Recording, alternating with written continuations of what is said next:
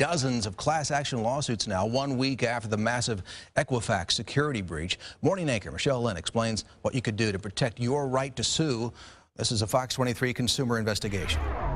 Equifax tried to pull a fast one on consumers at the beginning. The Equifax protection would exclude us from any kind of reimbursement and any kind of a settlement. Initially embedded in the Equifax offer to monitor your credit was a clause taking away your right to sue. That's gone now. I think that they've backed off of that a little bit because of the public backlash. Fox 23 found local attorney Victor Wandres, who specializes in consumer protection law. It's unfathomable to me that this even wasn't allowed to happen. He says his office is taking a lot of calls since we told you last week when Equifax announced private information for 143 million Americans was at risk. I probably need to go on their website and see, and I'm sure there's a class action lawsuit coming regarding this. He's right. In just 1 week, there have been about 50 class actions filed nationwide. Wandres says class action suits will cover those whose information was at risk. But if an identity thief destroys your credit, you'll want to hire a private attorney. You've got to make sure that you don't agree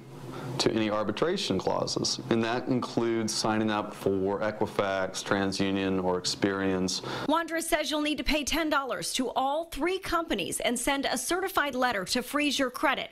Also, go to annualcreditreport.com and pull and save your report. Wandres says it's too early to say how much you could get in a class action payout, but it should be enough to cover actual damages, which would be the $10 you have to pay every time you freeze or unfreeze your credit, in addition to punitive damages.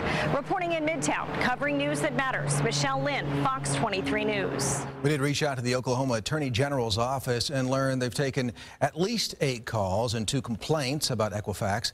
AG's office says it is working with other states now and is in communication with Equifax.